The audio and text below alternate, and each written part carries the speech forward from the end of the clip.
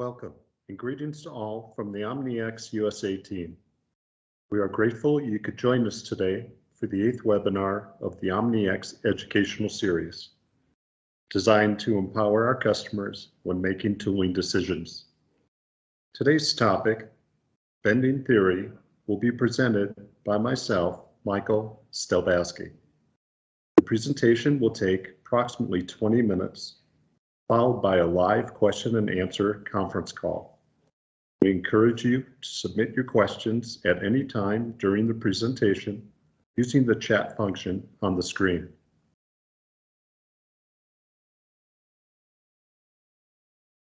Today's agenda will cover the physics of bending, basic bending parameters, mechanical properties, determining bend difficulty, tube bending defects, and when to use a mandrel and a wiper, followed by the question and answer session. The physics of bending. Bending can be described as a technological process using a set of tools that can manipulate the shape of a tube. The pulling force, tension, on the outer radius of the bend causes a wall of the tube to become thinner, while a pressing force, compression, on the inner diameter leads it to becoming wrinkled. Between these layers is a so-called neutral axis, where the forces remain equal to 0.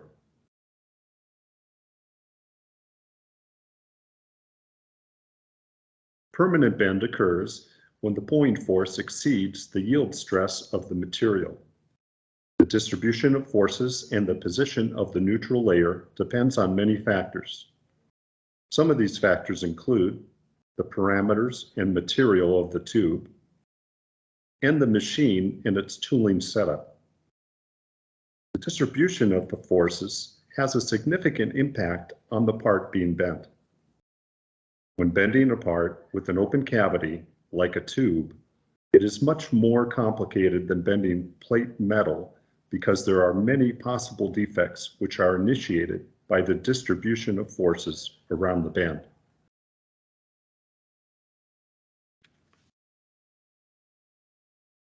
Basic bending parameters. Terms defined. OD is the outer tube diameter. WT is the wall thickness or gauge of the tube or pipe. CLR, or centerline radius, is found along the center line of the tube being bent. DOB, degree of bend, or number of degrees a tube is to be bent, commonly 45 or 90 degrees. And the DBB, distance between bends, is the distance between the tangent of one bend to the tangent of another bend.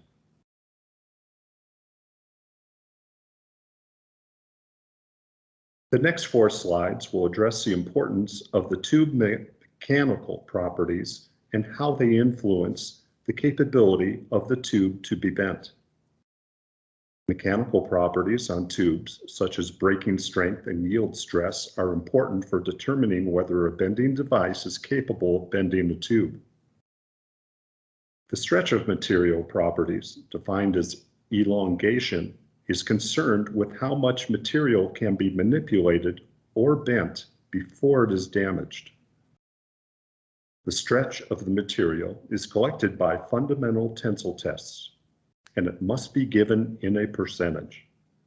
The higher the value, the better the properties of bend.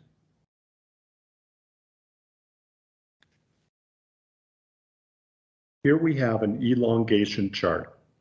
The elongation percentage is an important mechanical property that measures the deformation that occurs before the tube fractures when subject to tensile load.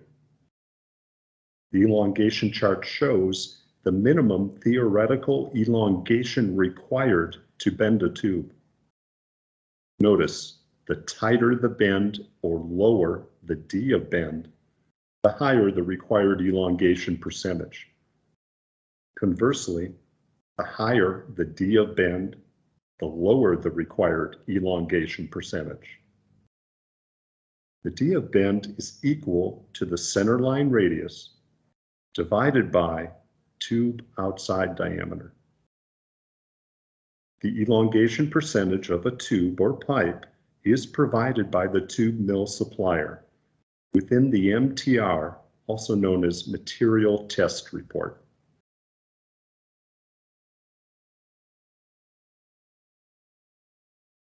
If you have a tube bending machine equipped with pressure die assist or collet boost capability, this can significantly reduce the elongation requirement as shown on the elongation chart with boost. See the highlighted in yellow of the 1D bend. Here, the necessary elongation percentage of 50% is reduced to 33% with the use of boost.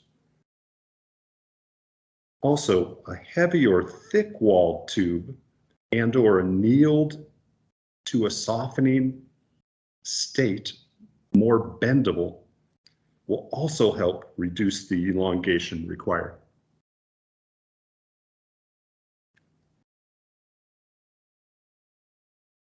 Additional mechanical properties to consider are those associated with chemical composition and how the tubes are made. The chemical composition of the tubes also impacts the choice of particular materials themselves, which are instruments of friction, wear, and lubrication. How the tubes are manufactured determines not only the accuracy of the tube, but also the construction of the tools and the size and shapes of welds. This has significant impact of the distribution of pressure during the bend. Therefore, when possible, place the weld in the neutral positions where the pressure tends to zero and the weld is not affected by pressure or stretch.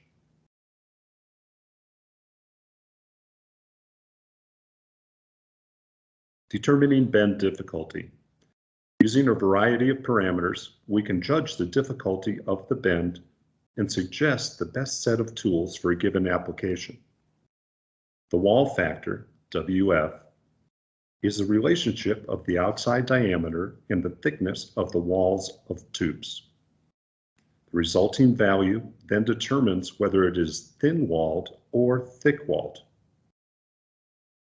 The wall factor is equal to the outside diameter, OD, divided by the wall thickness, WT. The D of bend, or DOB, equals centerline radius, CLR, divided by the OD, outside diameter. Difficulty of bending depends on both parameters at the same time.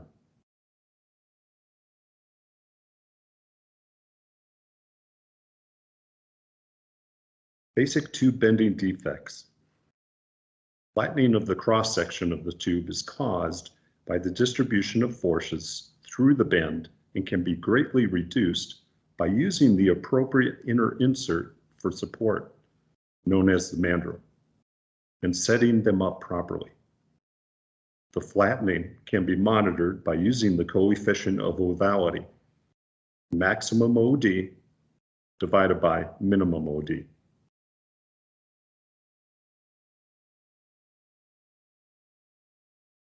Inner wall wrinkles is where the stability of the walls is lost on the inner radius of the tube.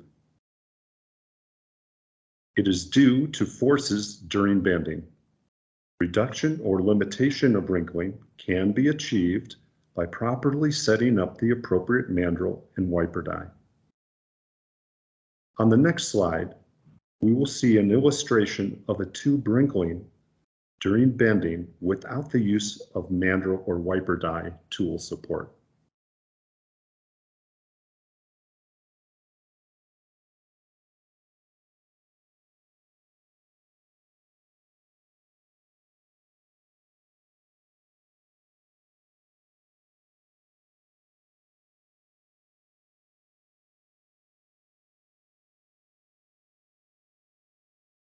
Outer wall thinning. The thinning of the walls on the outside of the radius of the bend naturally occurs when you are bending tubes. However, you can greatly decrease the amount of thinning on the outer radius by selecting the right choice of tools and setting them up properly. It is very effective to reduce the thinning of the walls with use of boost, which is extra pressure that pushes on the tube in the direction of the bend. There are many factors which can lead to thinning of the walls during bending. One of the more prominent is drag on the tube, which does not allow the tube to flow freely into the bend. The tube parameters are crucial: OD, CLR, and wall thickness. But there is significant impact from the tools and setup, being careful to not cause a drag on the tube during bending. The materials of the tube and the equipment used should also be considered.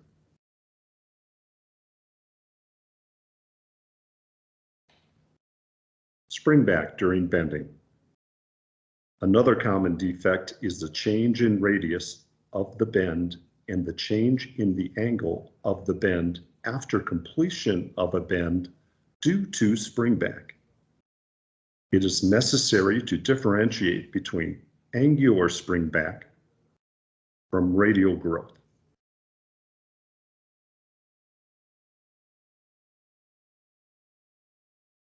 Angular spring back is how a tube will spring back a few degrees in the direction of the bend when released from the tools. This occurs when it is necessary to bend with a greater angle of bend than is necessary, so-called overbending. The real defect of spring back is when the tube is deformed after it returns back.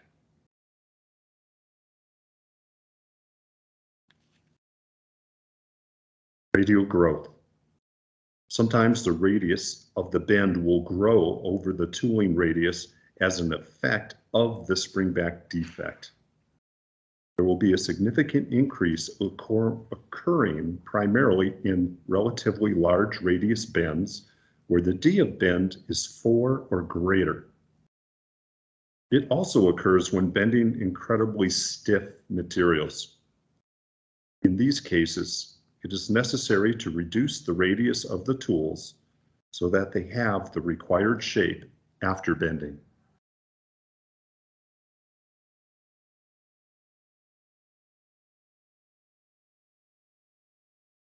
The purpose of the mandrel is to provide support for tube bending to mitigate defects such as flattening or crinkling of the inner radius of the bent tube. The difficulty of the bend application is found from the relationship of the tube OD, wall thickness, and centerline radius, which determines the complexity of the mandrel selection required.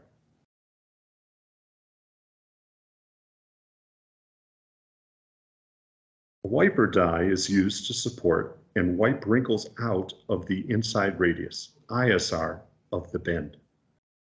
Wipers are introduced once wrinkles start to form along the ISR. This occurs when the mandrel is no longer able to provide enough counteractive force for compression on the ISR. Let's again take a look at the illustration showing the tube deformation of wrinkling during the bending process on the next slide.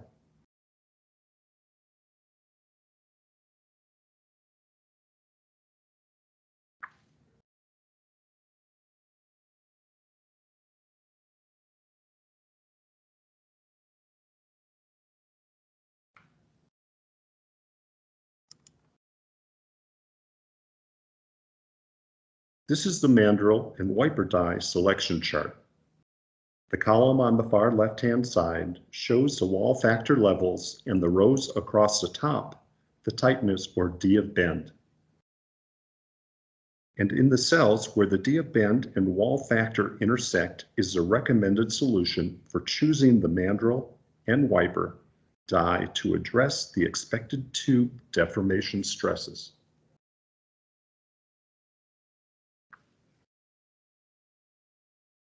basic mandrel and wiper die selection chart we are now seeing provides the formulas for wall factor and D of bend. It also uses colors for visual representation of mandrel or bend complexity as determined by the intersection of the wall factor and D of bend. The gray area recommends standard pitch mandrel configurations, while the yellow recommends thin wall and the blue ultra thin wall. The symbols within each cell are defined in the dark blue box outside the chart.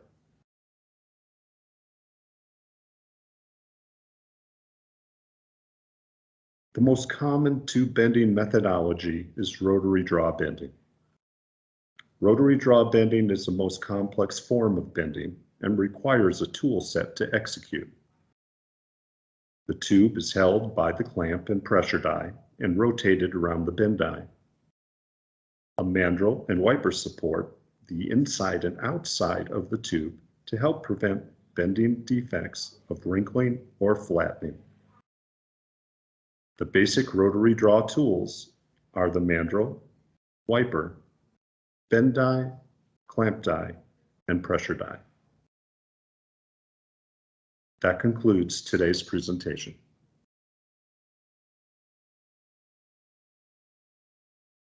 We will now move to the live question and answer session. Any unanswered questions during the presentation will be addressed during the question and answer session.